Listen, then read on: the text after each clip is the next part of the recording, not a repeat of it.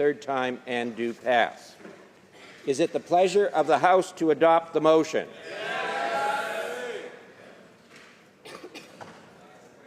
Carried. Third reading. Third reading of this bill, troisième lecture de ce projet de loi. Statements by members, déclaration de députés. The honourable member for Okanagan-Coquihalla. Thank you, Mr. Speaker. As this is my last scheduled standing order statement of the 41st Parliament, and we have many colleagues who will be departing this place, and many voluntarily, I might add, I wanted to take a moment to say thanks. For many Canadians, they only see us during question period highlights, and I believe most would agree that this is only a very small part of the work that happens here in Ottawa. There are good people here on all sides of this place, and I know everyone gives greatly of their time as we have all worked to build a better Canada. Obviously, Mr. Speaker, I'm biased when I say this 41st Parliament is the best one ever, as it's the only one I've ever known, but let us never forget what we've gone through these past 4 years. For those of you who are retiring, the good people of Okanagan-Coquihalla would like me to pass on a thank you for your service, and also thank you to all the House of Commons staff who've served us so ably and do a remarkable job in keeping this place running smoothly. Thank you, Mr. Speaker. The Honourable Member for Drummond. Thank you, Mr. Speaker. As you know, Mr. Speaker, in Drummond, sports are of capital importance. Think about swimming, where the members of the HoC swimming team are posting good results. They've even improved their ranking among swim clubs in Quebec. And then the Nixine, the synchronized swimming club, they won 4 medals at the President's Cup. In tumbling, we've got athletes who've defended Quebec's colors in the Eastern Canada Championship 2015. For people who love running, the Course des Chênes-Toits is a very successful event with more than 8,000 participants. And all of this without forgetting about the Renambourg-Coron, which is an event that I participated in, and it's designed to encourage people to stay in school, young people. To continue along these lines, I'd invite everyone to come to Drummondville and participate in the FBL Triathlon that will take place on June 13th. Drummondville capitalizes on sport, Mr. Speaker. Statements by members. The honourable member for York Centre. The systematic murder of over 6 million Jews stands in the annals of human history as the most horrific crime ever perpetrated. The ghettos, slave labor, the selections of who shall live and who shall die, babies torn from their weeping mother's arms, the transports and the gassing of men and women and children are all seared into the memories of those who survived. But with the passage of time, we're seeing the disturbing appearance of something else. As survivors pass, some are leaving behind artifacts they held onto for over 70 years. Items like yellow stars, striped concentration camp outfits have found their way to internet sites for sale rather than museums where they truly belong. That is why on May 13th, I introduced a private member's bill to amend Canada's criminal code to make it a crime to sell or purchase personal property that was owned or in possession of a victim or survivor of the Holocaust. The message must be clear. Profiting from the Holocaust is wrong. Déclaration, l'honorable député. The Honourable Member for Saint-Laurent-Cartierville. Mr. Speaker, today a Canadian is entering the French Academy for the first time since the Cardinal of Richelieu created the institution in 1635. He'll enter the prestigious dome through the grand entrance. He was elected on the first round by his peers and will be one of the 40 immortelles. This is Danny Laferrière. The author of The Return can be counted on not only to talk about the elegance of the French language, but its colorful nature. Celebrated not only for its universality, but also for its many realities, attentive to detail and imagery, as well as sensibility, this is what he will tackle between writing 2 books. This author who's full of contrast, stimulation, and delightfulness. As the heir to the chair held by Montesquieu, he will pass on the spirit of the Caribbean sun and the Canadian winter. Congratulations, Danny. Canada owes you a debt of gratitude. Calgary Nose Hill. Mr. Speaker, famous last words is a well-known phrase. I will soon leave this place after 2 decades. what words come to mind? It has been an honor and a privilege to serve. I have met amazing people, smart, hardworking, and dedicated to Canada. Many will be lifelong friends. The opportunity to make even a small contribution to building this great nation is humbling. We all owe so much to our families. They have sacrificed normal togetherness for this. Heartfelt thanks to the people who supported me and to those who did not support me but put up with me kindly anyway. And finally, at the end of the day, it is not about the blue team or the orange team or the red or the green.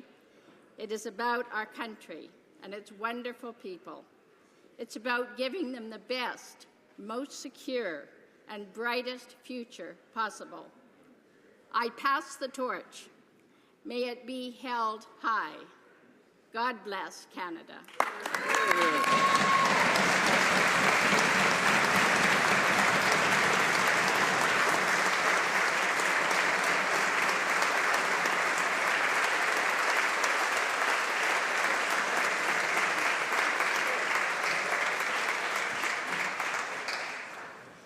The honourable member for Churchill.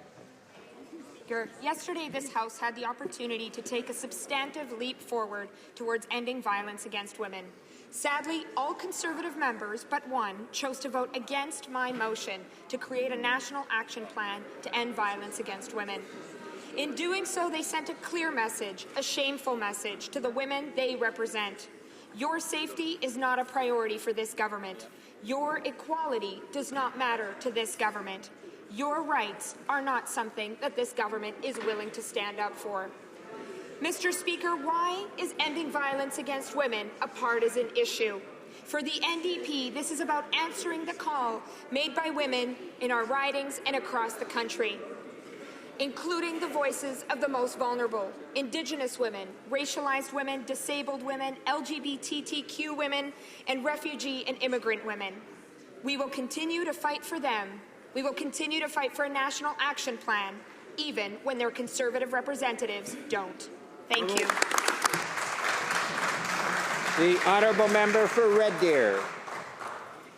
Speaker, this past Saturday I hosted a roundtable at the Innisfil Auction Mart in my Red Deer riding to address the issues facing local livestock producers. We had a frank, open discussion about how our government can help Central Alberta producers and the agriculture industry as a whole. We were able to discuss the new CETA deal, a deal which allows unprecedented trading access between Canada and the EU. One of the many benefits recognized as a result of this deal is that of the EU's more than 9,000 tariff lines, nearly 98% will be duty-free for Canadian goods when CETA comes into force. Optimism was also expressed regarding our recent trade victory at the World Trade Organization regarding U.S. country of origin labeling. We look forward to a quick resolution. The passion of these participants made me extremely proud of what our Central Alberta agricultural producers have done to advance their industry and our goals as a nation. I look forward to hosting many more in the future. Thank you, Mr. Speaker. The honourable member for Leeds Grenville. To honour the memory of Robert Huskinson, late of Brockville, Ontario, in my riding of Leeds Grenville. Bob, as he was known, was the longest-serving council member in that city, serving for 26 consecutive years before retiring in 2006. He passed away May 3rd at 77 years of age. Bob was in municipal politics for the same reason that most of us chose to serve the public. He saw a problem that needed fixing. In this case, a collapsing roof on the community centre while he was coaching minor hockey, and decided to do something about it. Colleagues and friends have noted that he was always passionate, honest, and a straight shooter who had the good of his community at the heart of everything that he did. He is remembered as a tireless worker for his city. One person mentioned that he was Brockville's version of Winston Churchill. On behalf of all of us, I offer condolences to his wife Janice, his sons Craig, Rick, and Rob, and their wives, as well as his brother Brian, and his many grandchildren and friends and supporters. Thank you. The honourable member for Ottawa Centre. Mr. Speaker, I rise today to welcome King Willem-Alexander and Queen Maxima of the Netherlands to Canada. Yesterday, the people of Ottawa were very proud to welcome them to our city. Ottawa has a long, proud tradition of friendship with the people of the Netherlands, most famously as the home of the Dutch royal family and birthplace of Princess Margaret during the Second World War.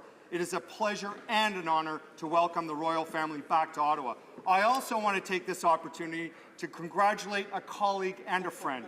Earlier this month, our very own member for Sackville Eastern Shore was appointed by the King of the Netherlands as the Knight in Order of Orange Nassau. With this member's strong record of advocacy for veterans and his passionate promotion of relations between Canada and the Netherlands, I'm sure all members will join me in congratulating the member for Sackville Eastern Shore. And although the appointment doesn't come with a formal title, to us, he will now always be known as Sir Buddy. The honourable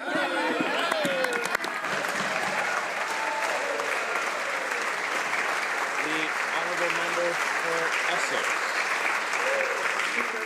Middle-class families know they're better off with this Conservative government. We've introduced the family tax cut and the universal child care benefit to ensure that Canada's middle class remains one of the strongest in the world.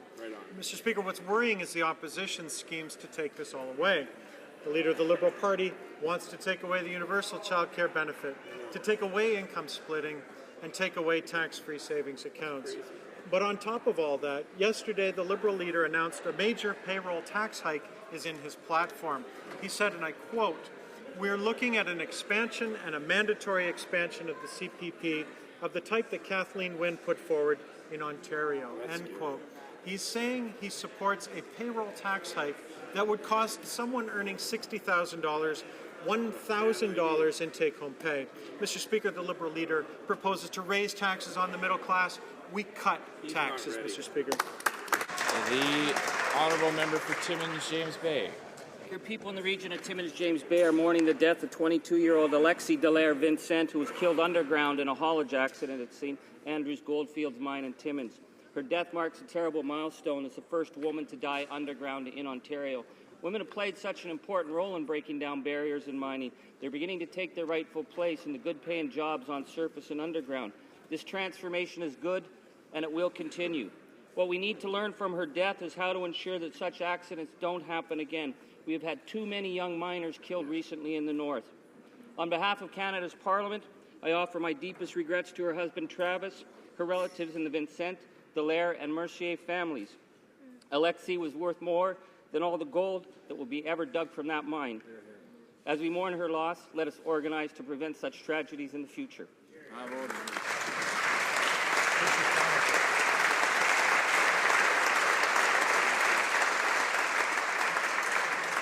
The honourable member for London North Centre. This last month has taught us a lot about what the leader of the Liberal Party is planning for the middle class. First, the Liberal leader said that benefiting all families isn't what is fair. Then yesterday, the Liberal leader announced the next major policy in his platform, and surprise, surprise, it is a massive payroll tax hike on Canadians. He said, quote, "We're looking at an expansion and a mandatory expansion of the CPP, of the type that Kathleen Wynne put forward in Ontario," end quote. Someone earning $60,000 would lose $1,000 in take-home pay because of the Liberal leader's plan. This is in addition to the Liberal leader promising to take away the universal child care benefit that many of my constituents are looking forward to in London North Centre, take away income splitting, and take away tax-free savings accounts. The Liberal leader's plan is very simply tax hikes on the middle class. Thank you, Mr. Speaker. The honourable member for Markham Union Grove. Mr. Speaker, Canadians have spent decades building a reputation of one of the best countries in the world for newcomers. Canadians are rightly proud of that reputation. However, we learned yesterday that for the first time, Canada has dropped out of the top 5 countries for immigrant integration. Wow. We are failing because this government has attacked family reunification and citizenship. Wait times to sponsor your spouse or children to this country have skyrocketed, up more than 70% since the government took office. The wait to sponsor your parents or grandparents is up a staggering 500%. The immigration minister tried to explain his government's terrible track record this week and failed. Instead, he attacked the credibility of his own department's statistics. Mr. Speaker, all Canadians, newcomers and those who have been here for generations, deserve far, far better than this. Bravo. The honourable member for Sault Ste. Marie. Mr. Speaker, Canadians can trust only our Conservative government to help families save more of their own money for their priorities. The NDP and Liberals have said that their focus is to raise taxes and kill jobs. The leader of the Liberal Party has even said, quote, benefiting all families isn't what's fair. He demonstrates this by pledging to scrap our universal child care benefit, scrapping income splitting, and taking away tax-free savings accounts. He wants to replace our family tax cut with a family tax hike. Yesterday, he even announced that he will hit Canadians with a massive new payroll tax. He said, and I quote, we're looking at an expansion and a mandatory expansion of the CPP of the type Kathleen Wynne put forward in Ontario. The Liberal leader's plan would cost someone earning $60,000 over $1,000 in take-home pay. The Liberal leader's assault on the middle class is simply unacceptable. That's right. The honourable member for Musqueam-Témiscouata-Témiscouata. Mr. Speaker, the Conservative government never misses an opportunity to violate the rights of workers, but this time they're going too far. They want to go back into time and to erase from our history important struggles by workers for their rights, like the Winnipeg Generalized Strike that will no longer be represented at the Canadian Museum of History. And when we look at the opposition side over there, we see the Liberals, well, that's just more of the same, with their dubious attacks on the collectively negotiated rights of workers on the Hill. The Liberals think that workers shouldn't have access to a space to defend their right to a safe working environment. And they shouldn't be paid for the overtime hours that they work. It's clear, Liberals, Conservatives, same fight, same old tired parties. In 2015, workers from across Canada will finally have an opportunity to choose a government that will defend their rights, the NDP. Member for Dauphin, Swan River, Marquette. Mr. Speaker, the Liberals have made the choice abundantly clear. Do middle-class families want our low-tax plan, or do they want a high-tax, high-debt plan proposed by the leader of the Liberal Party? I think not. He has stated that, quote, benefiting families isn't what is fair, unquote. He indeed wants to make it more unfair by dramatically hiking payroll taxes for all Canadians so that a family earning $60,000 will pay a whopping $1,000 more in higher taxes. He will make it more unfair by taking away the universal child care benefit, taking away income splitting, and taking away tax-free savings accounts. Mr. Speaker, being Prime Minister is not an entry-level job, and the leader of the Liberal Party has proven time and time again that he is clearly not up to the task. Under our Prime Minister, Canadians can count on more money in their pockets. Oral questions, orales. The honourable member for Burnaby, New Westminster. Since the Prime Minister still refuses to answer any questions, Canadians had to learn from the police that his office falsified the report on Mike Duffy's spending 7 times. Among other changes, they erased the sections that prove that Senator Mike Duffy's residence was in fact in Ottawa. How can the Prime Minister explain that his office altered such important sections of the Mike Duffy report? The Right Honourable Prime Minister. Mr. Speaker, I do not accept the premise of that question from the NDP. The reality is that Mr. Duffy is before the courts for his own actions. He will be judged on his actions, and we will continue to cooperate with the Crown and the RCMP in this affair. The honourable member for Burnaby, New Westminster.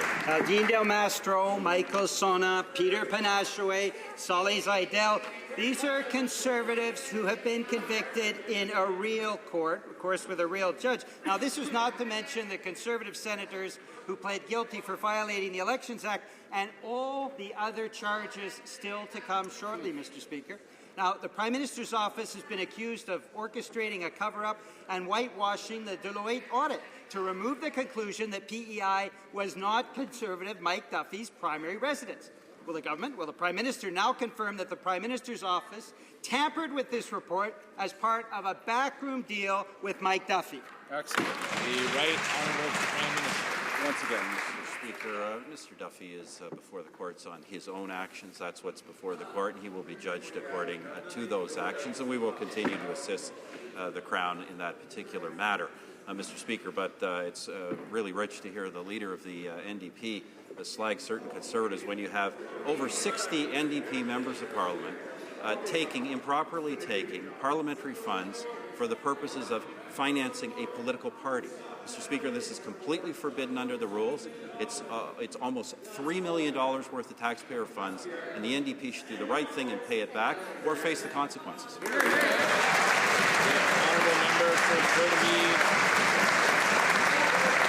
honourable member for Burnaby New Westminster. And we have 78 Conservative members of Parliament involved in the Duffy Diaries, including the Prime Minister's own Parliamentary Secretary on page 135, where Mike Duffy campaigned with the Parliamentary Secretary to the Prime Minister. And I really have good advice for all of them, Mr. Speaker. In a real court, they'll have to tell the truth.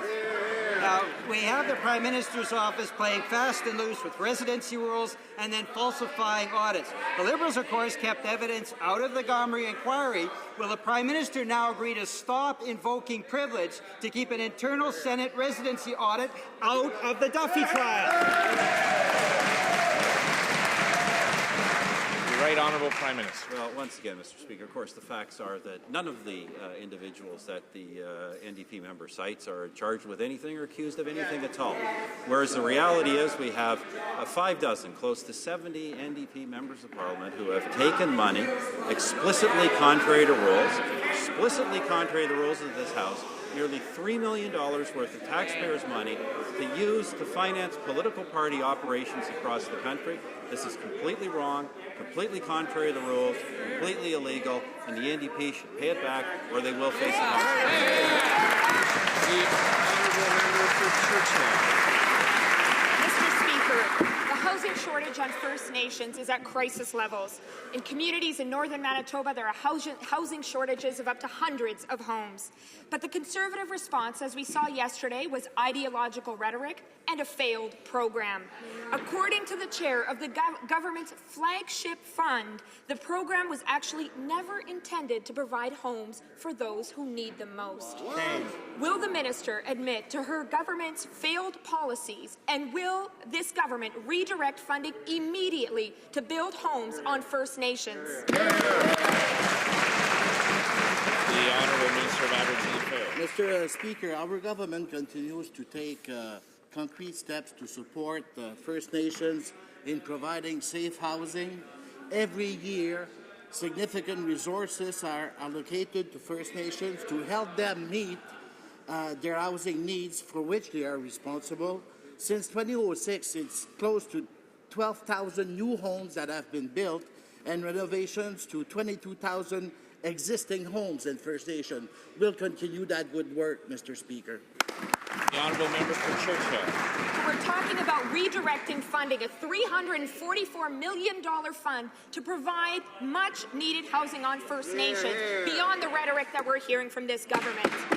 Monsieur le Président. Mr. Speaker, the official apology given by the Prime Minister in 2008 for Indian residential schools has to be more than just words. While the Truth and Reconciliation Commission is preparing to present its conclusions next Tuesday, we will be there. But the Prime Minister has to show leadership. Will he at least attend the events marking the end of the Commission? The Honourable Minister of Aboriginal Affairs. Mr. Speaker, the government is committed to its engagements, and we will continue our work in close cooperation with the Truth and Reconciliation Commission. The government will be represented at all events that will take place here in Ottawa, and we hope that the public will also participate, because that's another important bridge to be built in reconciliation between all Canadians. Member for King's Hands. Speaker, the finance minister's in Germany, where he's now advocating an overhaul of Canada's labour laws. Today's media report, quote, the finance minister said one way to boost growth was to relax labour laws and make it easier for firms to lay off workers, while acknowledging that that's what would get people demonstrating in the streets. Does the Prime Minister agree with his finance minister? that making it easier to fire Canadian workers would be good for the Canadian economy. The right honourable Prime Minister. Well, of course, Mr. Speaker, the Finance Minister was saying no such thing. He was talking about the situation in Greece, Mr. Speaker, where because of out of control deficits and out of control spending, Mr. Speaker, what we are seeing are massive tax hikes, massive layoffs, terrible cuts in services. In fact, Mr. Speaker, the very things that the Liberal government did in the 1990s because of its own financial mismanagement. Now in this country, we have balanced budgets, we have lower taxes, and more money is going to the things that people care about. The honourable member for Kings Hants. Mr. Speaker, balancing the books and paying down debt is not mismanagement. It's the way we should run an economy. It is not the way that the Conservatives should run the economy. They have added $150 billion to Canada's national debt. Now, at a time when the Canadian economy has flatlined, we have a finance minister who actually believes that firing workers is good for growth. We need more jobs, not more job vacancies. Why would the Prime Minister support a finance minister who actually believes it's good for growth to lay off workers? The right honourable Prime Minister. Finance said no such thing, but it's interesting to hear a member defending the Liberal economic record that he actually got elected to this House opposing. But here's something else while he's on his feet he can try to defend. The Liberal leader saying yesterday that he favors a mandatory expansion of the CPP of the type that Kathleen Wynne put forward in Ontario, unquote. That's a $1,000 pay cut for every single Ontario worker or earning $60,000 a year. That's just from their own pockets, Mr. Speaker, not additional to their employer. Canadians didn't ask for that, they don't want it, and they'll never accept it.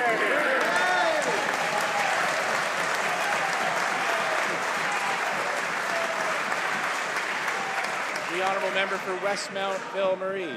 Mr. Speaker, according to certain sources, the Minister of Finance said, and I quote, that one way to boost growth is to relax labor laws and make it easier for firms to lay off workers. He also acknowledged at the same time that that's what gets people demonstrating in the streets. We already knew that this government wasn't interested in the challenges facing the middle class, but with this statement, it's beating records of insensitivity. Did the minister truly make this awful statement, and does the Prime Minister agree with it? The Right Honourable Prime Minister.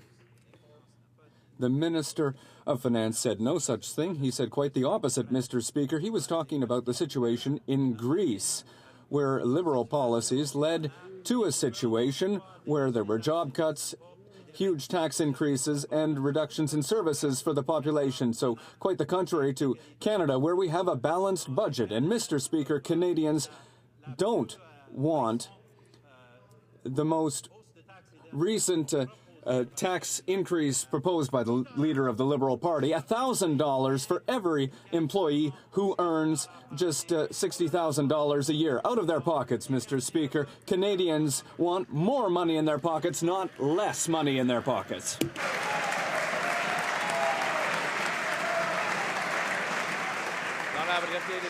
Honourable Member for Notre-Dame-de-Grâce-Lachine. Mr. Speaker, the Conservatives will take up to $30,000 out of seniors' pockets by forcing them to work an extra 2 years.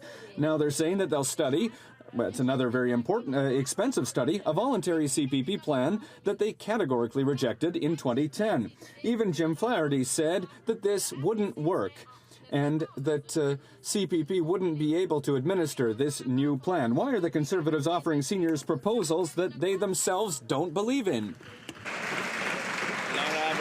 The Honourable Minister of State. Speaker, both the New Democratic Party and the Liberal Party would dramatically hike payroll taxes. In fact, the Liberal leader said yesterday, and I quote, "We're looking at an expansion and a mandatory expansion of the CPP of the type that Kathleen Wynne put forward in Ontario."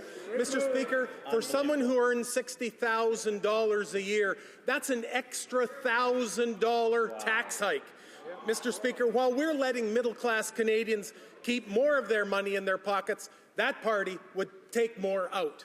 The honourable member for London Fanshawe. Mr. Speaker, living on a fixed income isn't easy. It grinds people down, and far too many Canadian seniors are struggling just to get by. Conservative cuts to OAS will make things even worse, taking more than $13,000 out of every senior's pocket. Now, after a decade of ignoring struggling seniors, Conservatives are trying to pretend that they've changed. But the former finance minister said their new idea, quote, will not work and was rejected unanimously. Do the Conservatives really think seniors will fall for their phony change of heart? The Honourable Minister of Employment. Mr. Speaker, through the tax-free savings accounts, the increase in the guaranteed income supplement, and other low-tax measures, we have put more money in the pockets of seniors, but the Liberals and NDP would do the opposite. I quote the Liberal leader, who said that he supports a, quote, mandatory expansion of the CPP of the type that Kathleen Wynne put forward in Ontario. Mr. Speaker, that means a $1,000 tax increase for a worker earning only $60,000 a year. The small business that employs that worker would have to pay the same tax, which would kill jobs, Mr. Speaker. We will oppose the Liberal leader's proposed tax increase on workers. The honourable member for London Fanshawe. That wasn't the question. The truth is the Conservatives have a low-income plan for Canadian seniors. Millions of Canadians rely on CPP as their main pension income, scraping by on just $640 a month. The last time the government promised to increase benefits, the Conservatives actually blocked all progress. Now they've got a new promise about which the former Minister of State for Finance said, quote, the verdict was unanimous. This was not a good idea. How do Conservatives expect Canadians to believe them when they don't even believe in their own so-called plan? The Honourable Minister of State for Finance. Mr. Speaker, let's be clear. Canadians know that the New Democratic Party and the Liberal Party stand for higher taxes. Right. Mr. Speaker, let me remind you what the Liberal leader said yesterday. He said, we're looking at an expansion and a mandatory expansion of the CPP of the type that Kathleen Wynne brought forward in Ontario. Mr. Speaker, again, for someone who's earning $60,000 a year, that's an extra $1,000 tax hike. While we're letting the middle-class Canadians choose how they spend and save their money, they would raise taxes. That's their policy. The member for Cape Breton-Canso wants to participate. He can seek the floor like all other members, but I'll ask him to come to order. The Honourable Member for Argenteuil-Papineau-Mirabel. Military College is facing another sexual assault allegation. This allegation follows on earlier incidents and a scathing report which found that the Canadian Forces has a culture where harassment and abuse are overlooked. Earlier this week, Major General Whitecross even admitted that there is no consensus from military leadership on the gravity of the problem. Will the minister finally show leadership and put an end to sexual harassment and sexual violence in the military? The Honourable Minister of National Defence. Mr. Speaker, I can inform the House that the incident under question that was raised just now is under investigation by the National Investigation Service. And as the Commandant of Royal Military College of Canada has made clear, there must be zero tolerance at that place for sexual misconduct. That college is developing a strategy to echo that of the Canadian Armed Forces in response to Madame Justice Deschamps' report, of which all 10 recommendations have been accepted in principle. The newly elevated Lieutenant General Christine Whitecross has been tasked by the CDS with the implementation of that report throughout the Canadian military. Honourable Member for Argenteuil-Papineau-Mirabel. Clearly, this government isn't taking this situation seriously enough. We learned this morning that there's now an investigation into a new case of sexual assault at the Royal Military College. In their workplace, communities, at home, too many women remain victims of violence. Yesterday, the government had a chance to act, but instead chose to vote against the NDP motion for an action plan, a national action plan to end violence against women. When will the government understand that there's an urgent need to act and present a real strategy? The Honourable Minister of National Defence. Mr. Speaker, the strategy is in Madame Deschamps' report, which was commissioned by the military leadership, and all 10 recommendations have been accepted in principle by the Army. Lieutenant General Christine Whitecross is implementing the report, and the incident in question at the RMC is the subject of an investigation being undertaken by the Investigation Service of the Canadian Armed Forces. And, Mr. Speaker, we never accept sexual violence in the Canadian Armed Forces. The Honourable Member for Portneuf-Jacques-Cartier. This new case of sexual assault reported at the Royal Military College shows once again that sexual violence and harassment are structural problems in our military institutions. Canada cannot accept that those who choose to serve our country are treated this way. The facts are clear and undeniable, but the Army still hasn't recognized the seriousness of the situation. Why won't the minister immediately require that concrete measures be implemented to end this serious problem? Not after investigations, but now. The Honourable Minister of National Defence. Mr. Speaker, there are allegations of a criminal act, so the National Investigation Service of the Canadian Armed Forces has launched a criminal investigation. Is it the position of the member that we shouldn't have a criminal investigation on these serious allegations? I hope not. Mr. Speaker, the military has accepted all 10 recommendations from Madame Justice Deschamps, who created the report at the request of the military, and Lieutenant General Christine Whitecross is in charge of implementing all those recommendations. The Honourable Member for Portneuf-Jacques-Cartier. It's time to act, Mr. Speaker. Victims have waited long enough. But turning to another file that they've also badly mismanaged, the Conservatives are proposing a committee to manage the Army's procurement system. More delays, more bureaucracy. Meanwhile, we're still waiting for the government's decision for the temporary renewal of its resupply ship fleet, and Davie Shipyard is still waiting for a response to its proposal. Can the minister explain how a committee, more bureaucracy, will really fix 10 years of catastrophically bad management? The Honourable Minister of National Defence. Mr. Speaker, we will ensure that the Royal Navy of Canada has the necessary equipment, including resupply ships. That having been said, Mr. Speaker, if the NDP was in charge, there would be no new equipment for our soldiers, Mr. Speaker. The NDP, throughout their entire existence, has voted against additional resources for Canada's soldiers, Mr. Speaker. The best party when it comes to protecting the interests of Canada's soldiers is not the NDP. To vote against bad budgets, Mr. Speaker, this government has taken almost a decade to realize their so-called military procurement strategy is nothing but a failure. From the F-35 debacle to the Cyclone helicopters, fixed-wing SAR and the joint support ships, the Conservatives have left a trail of failures, delayed and over-budget projects and underperforming equipment for our military.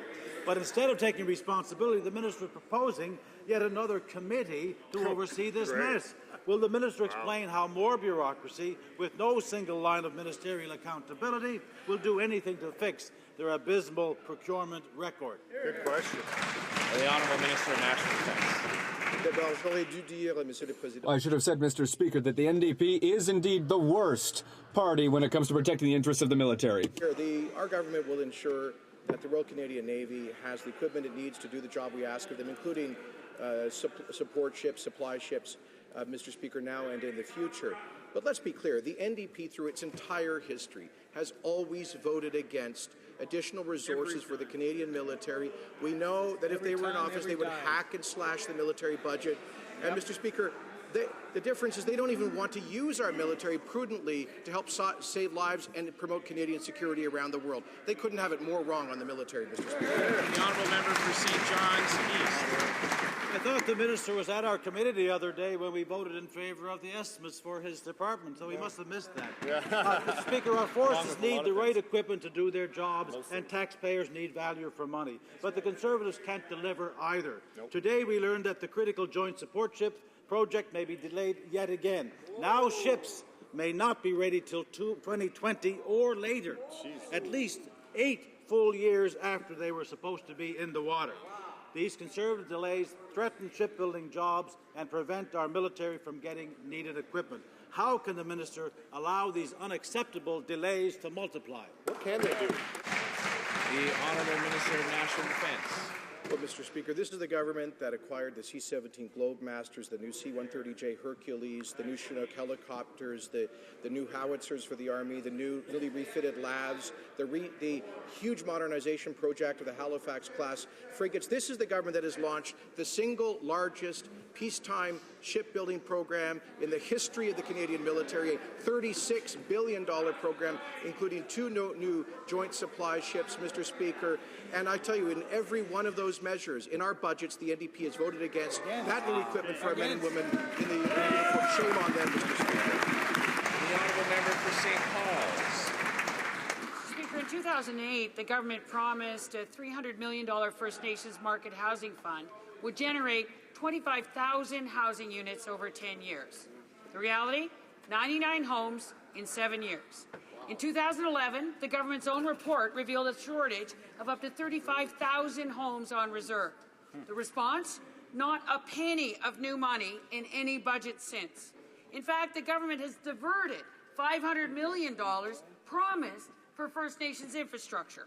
How can the Conservatives continue to ignore the desperate housing crisis in First Nations communities? The Honourable Minister of Aboriginal Affairs.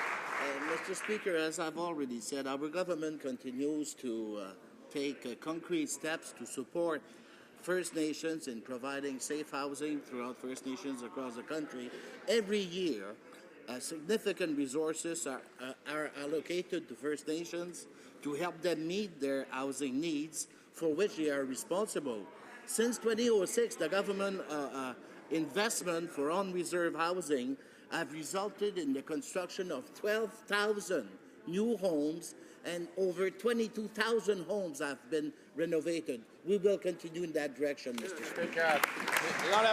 The Honourable Member for St. Laurent-Cartierville.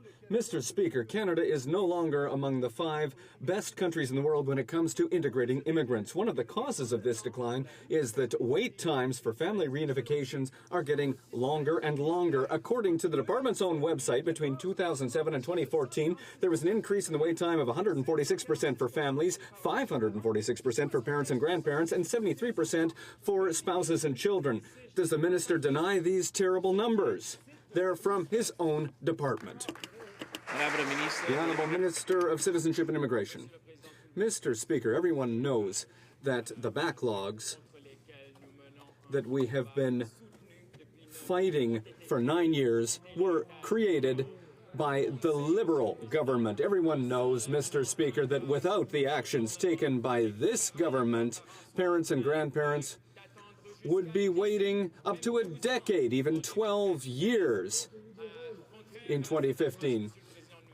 However, Mr. Speaker, we took action to reunite families, and that is why we are very proud of the fact that 75,000 parents and grandparents will come to Canada as immigrants over the next 3 years. From Markham Unionville. Mr. Speaker, we're talking about a 70% increase for children and spouses, a 500% increase for parents and grandparents, and these are from the department's own numbers. He can't blame the numbers. These are increases dating from when this government came to office. He can't blame a Liberal government that left office 9 long years ago. No, Mr. Speaker, he is the one that created this mess. How is he going to clean up his own Conservative-created mess? The Honourable Minister of Citizenship and Immigration. Mr. Speaker, the Minister of National Defence and his predecessors have regrettably had to remind Canadians over and over again about a decade of Liberal darkness on defence matters, mismanagement, lack of spending, lack of procurement. On immigration, Mr. Speaker, we on this side have to remind Canadians now about decades of Liberal mismanagement of our immigration system. We inherited a system with backlogs on every front, and we have reduced every one of those backlogs, Mr. Speaker. Immigrants are getting to this country, getting approval to come to this country as economic immigrants in weeks. Parents and grandparents are here in larger numbers than ever before, thanks to the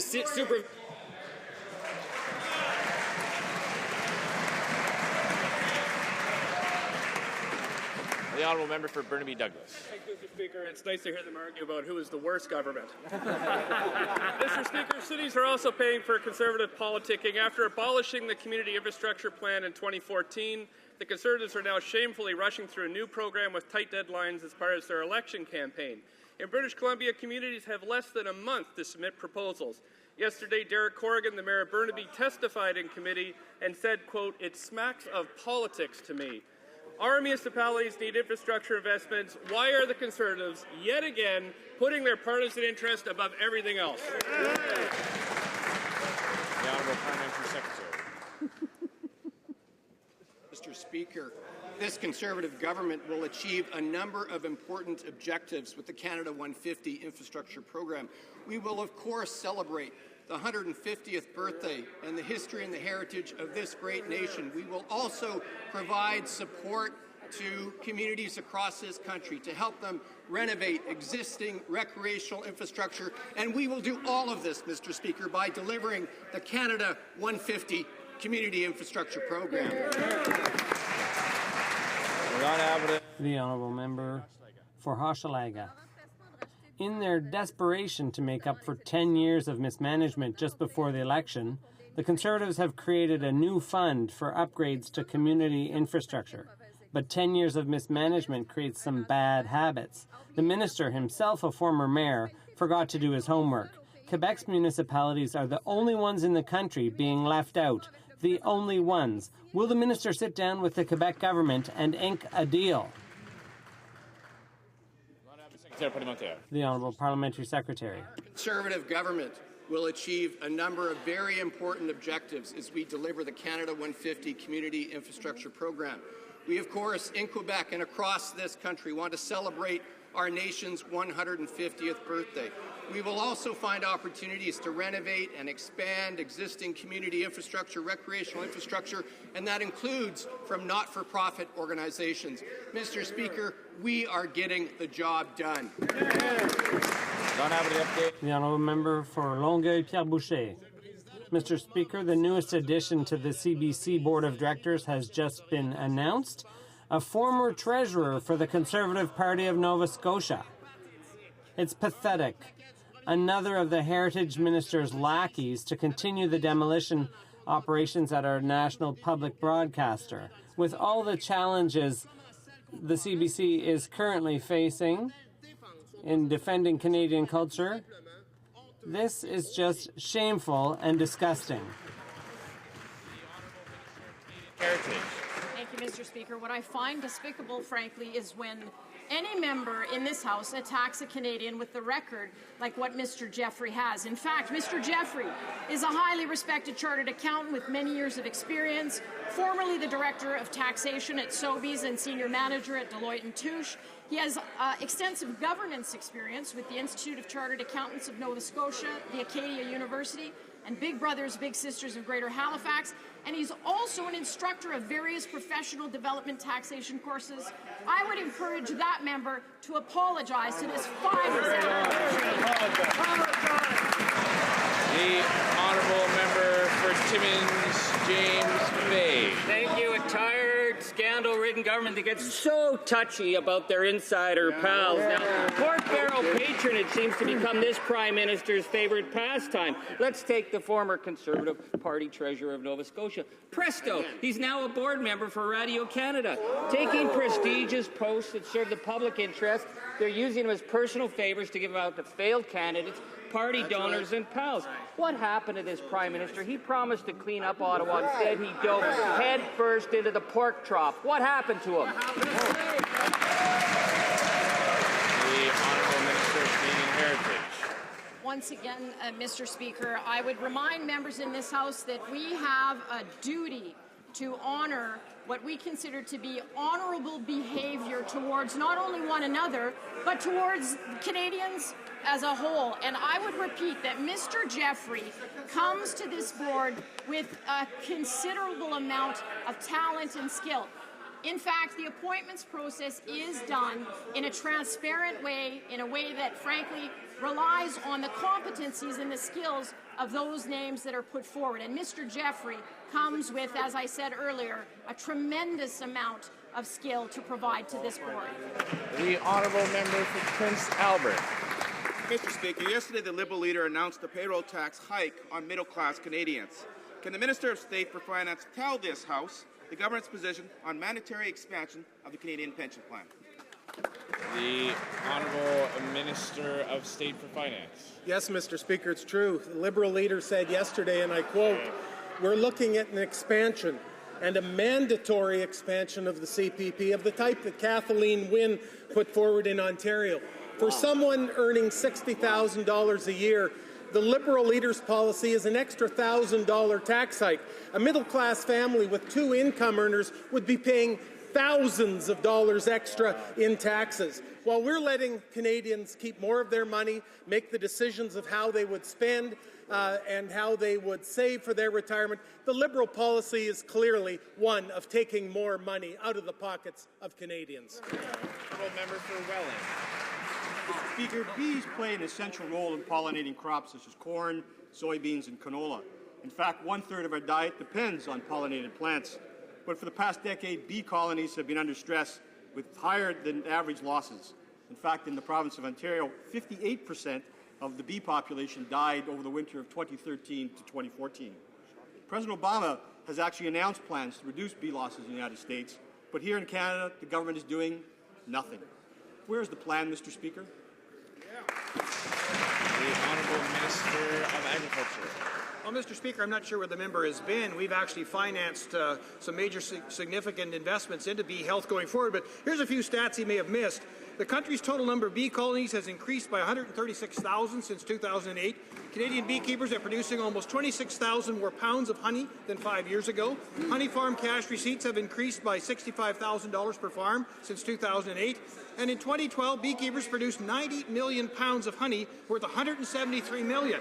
So those are some pretty good stats, Mr. Speaker. The honourable member for Berthier-Masquinongé. Mr. Speaker, over 25% of our bees disappeared last winter. In Quebec alone, the mortality rate has doubled in just 10 years.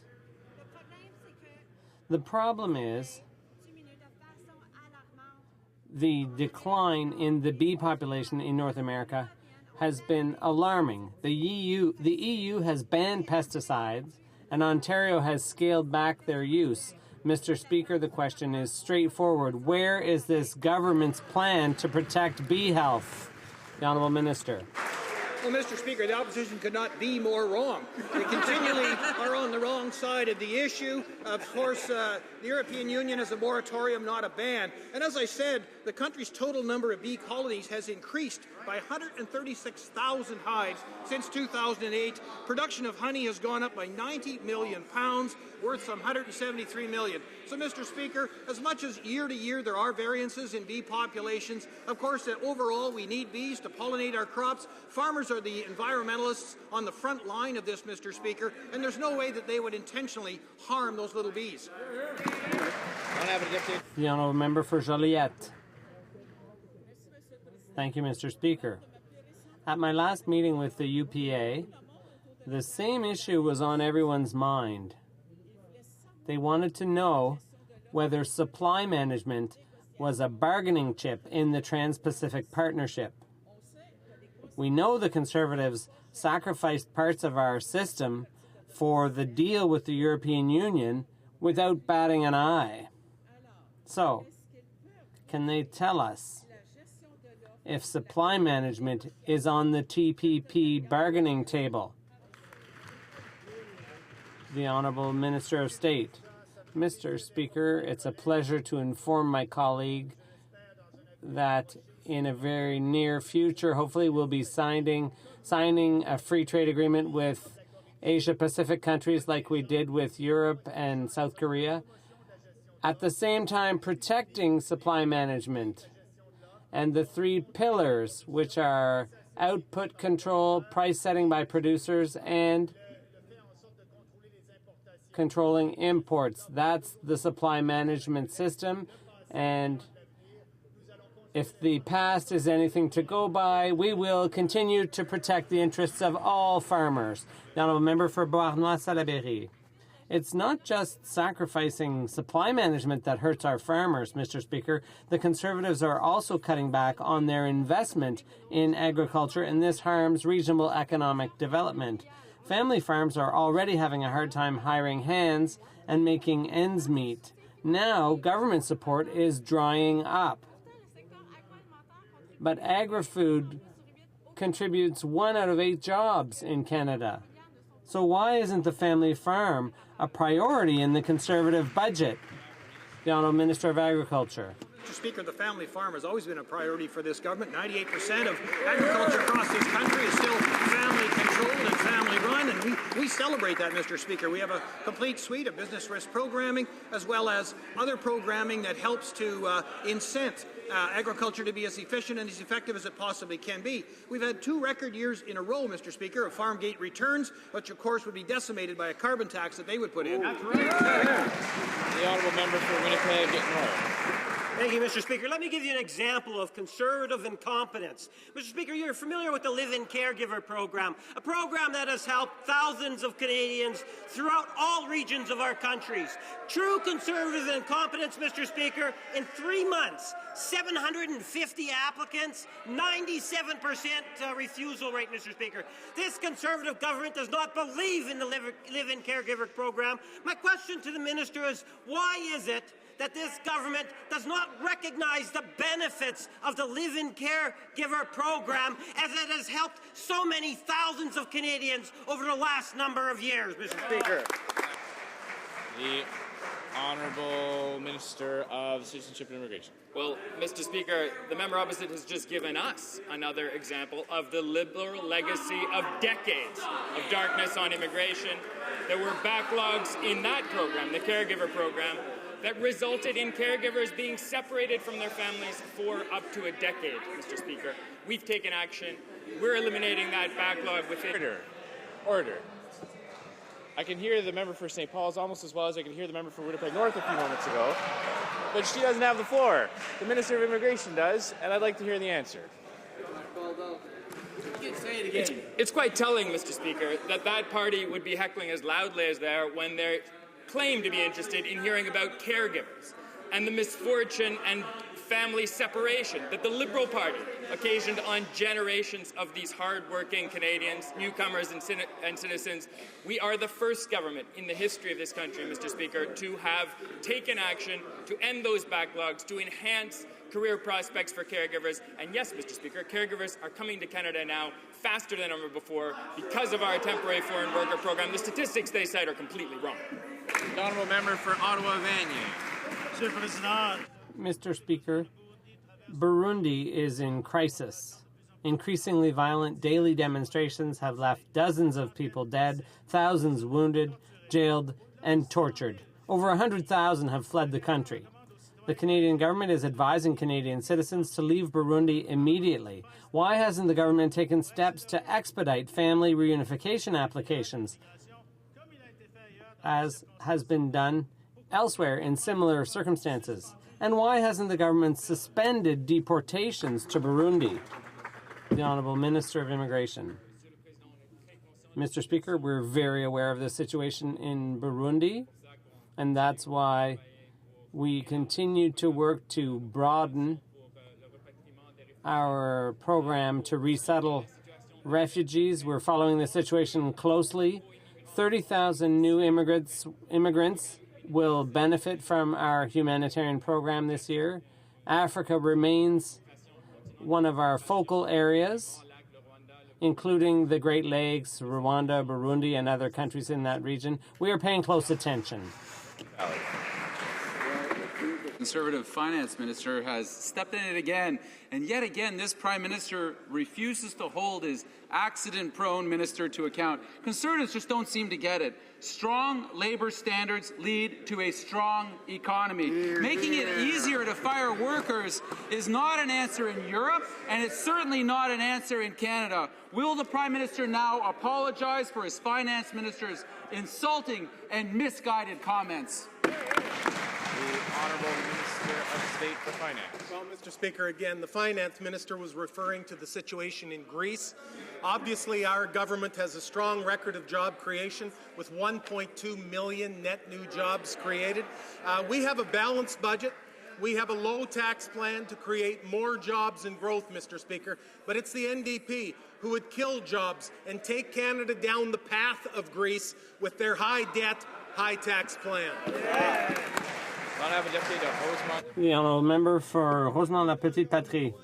Mr. Speaker, once again, the Prime Minister refuses to correct his Finance Minister when he makes mistakes. Today in Germany, he said we're boosting the economy and cutting labor legislation and facilitating the gutting of public service sick leave.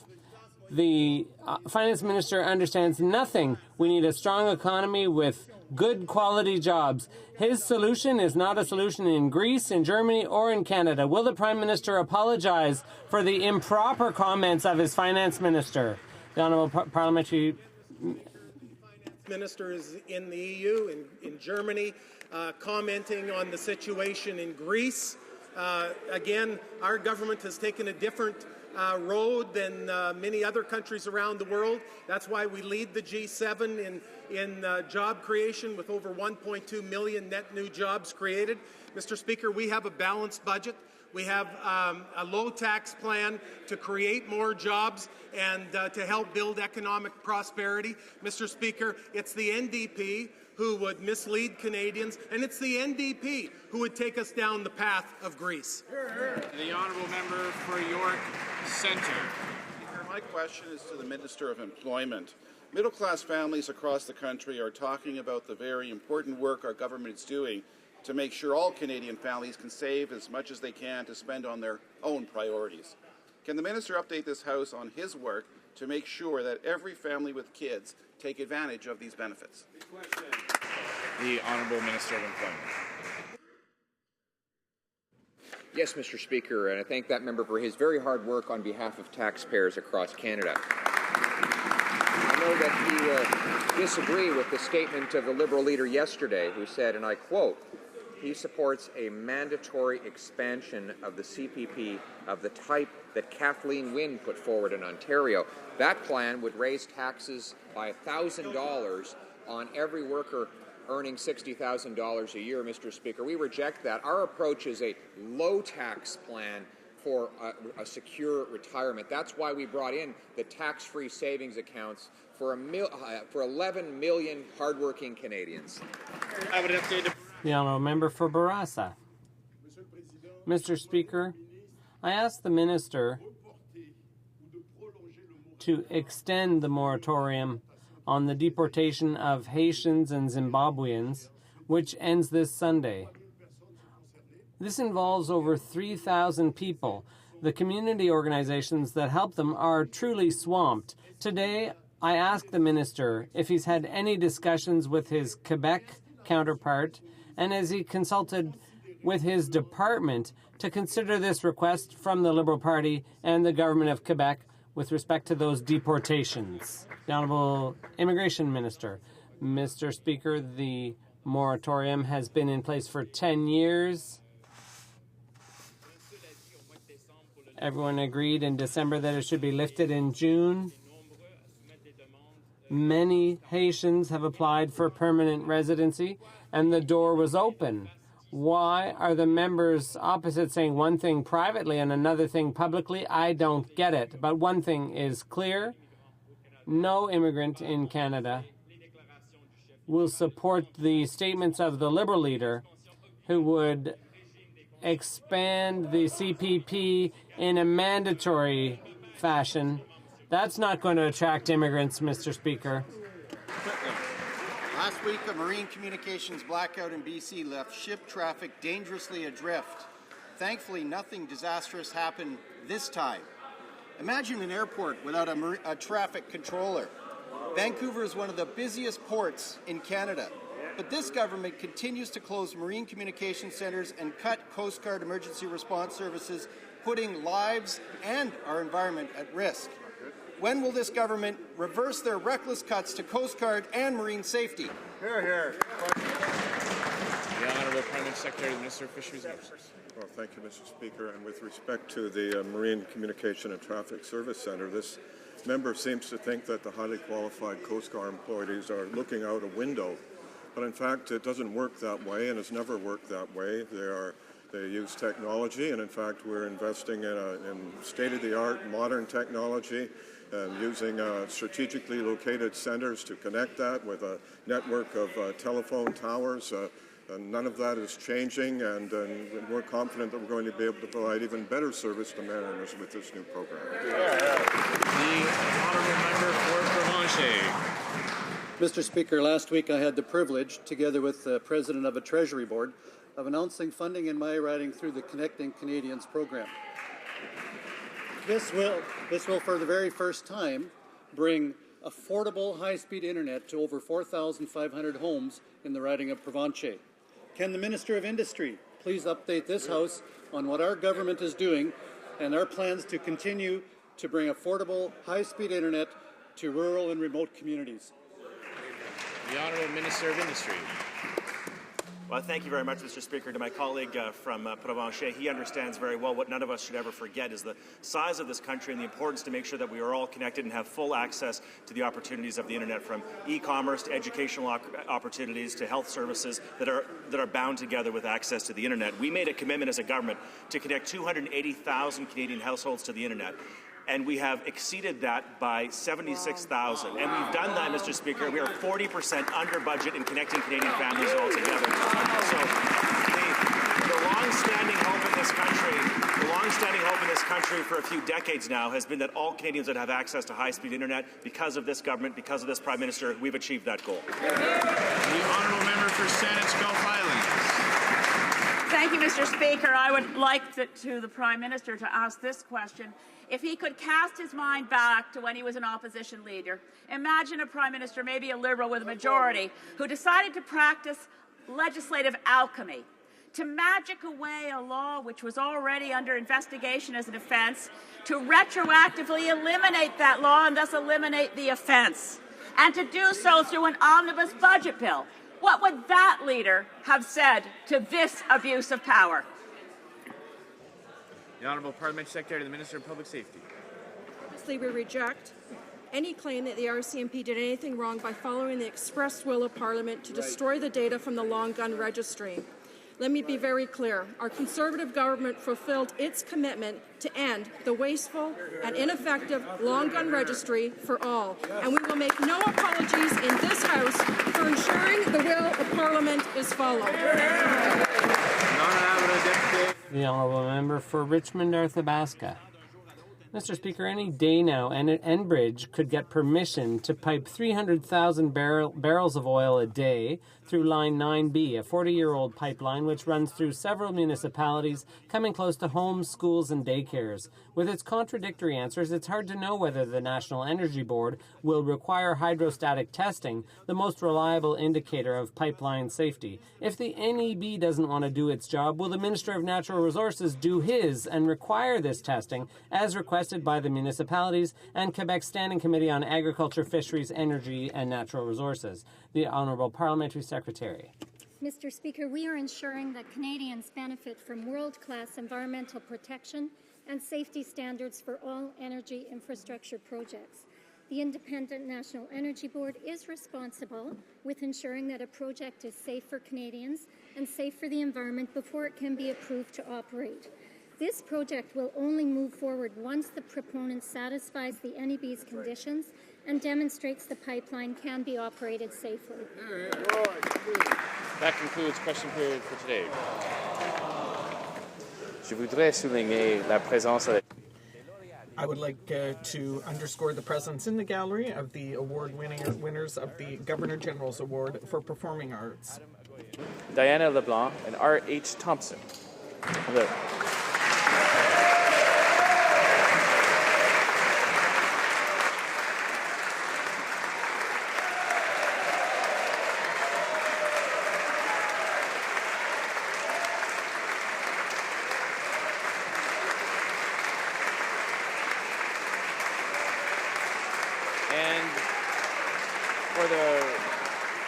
Raymond John Natition Award for volunteerism in performing arts, Michael M. Kerner.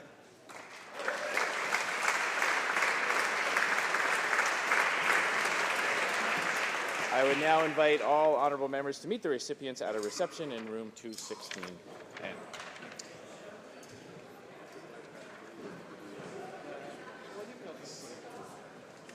And since today is Thursday, we shall move on to the Thursday question with the Honourable Opposition House Leader.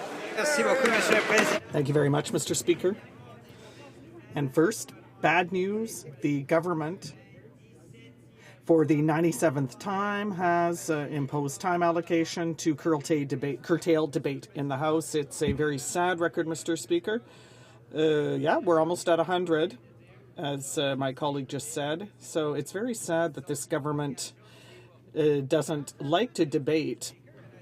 The member from London Fanshawe, and of course tens of thousands of women from across the country after the extensive NDP campaign to push forward to get the government finally to stop its opposition to taking the GST off feminine hygiene products. We succeeded, Mr. Speaker. On July 1st, the tax will be taken down.